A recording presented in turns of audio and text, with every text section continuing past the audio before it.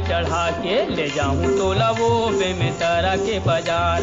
हो जा तैयार पहिरा हूँ तोला वो 9 लखिया के हार। सकनी कड़ा सोन के ढाल ले जाऊं तोला वो बे में तारा के बाजार। गाड़ी में चढ़ा के ले जाबे मोलाया बे में तारा के बाजार।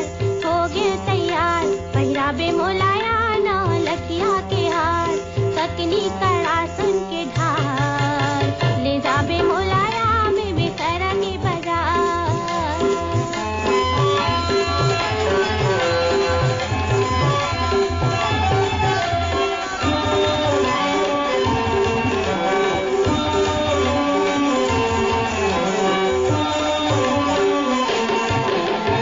लुगरा पोल का रंग रंग ले ले कपड़ा के दुकान। जौन मन लागे तौन देख ले छाट के निमार। आनी बानी साग भाजी ले ले भाटा पताल।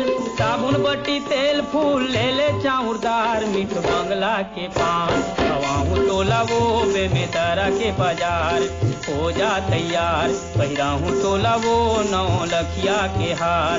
सकनी कड़ा सोन के ढाल ले जाऊं तोला वो बे में तारा के बाजार।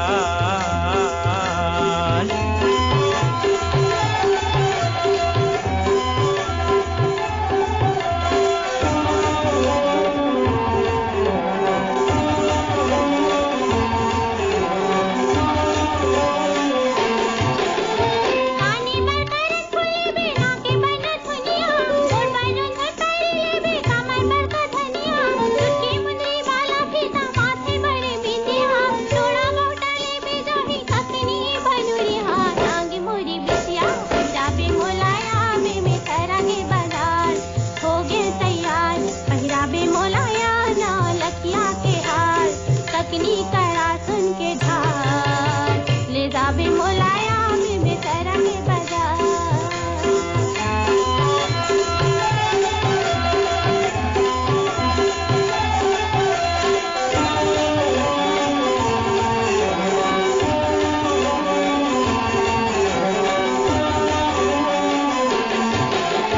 चना मुर्रा कांदा पूसा यानी बानी के खई खजानी। खोआ पेड़ा बर्फी देख के आही तोर मुँहमा पानी।